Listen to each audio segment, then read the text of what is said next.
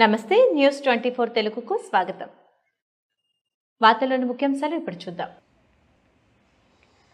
కోనసీమ జిల్లా రామచంద్రపురం నియోజకవర్గ కందులపాలెం గ్రామంలో వైట్ల హరికిషన్ ఆధ్వర్యంలో రామచంద్రపురం నియోజకవర్గ వైఎస్ఆర్ కాంగ్రెస్ పార్టీ ఇన్ఛార్జ్ పిల్లి సూర్యప్రకాష్ గడప గడపకు మన ప్రభుత్వం కార్యక్రమం నిర్వహించారు.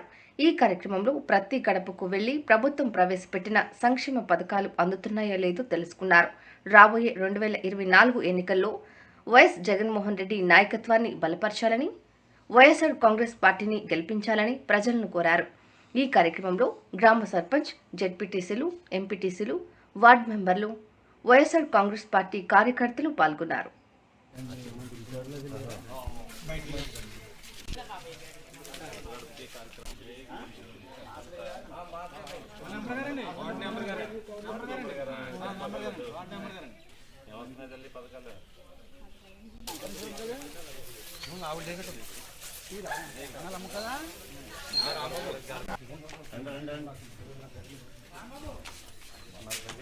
నమస్తే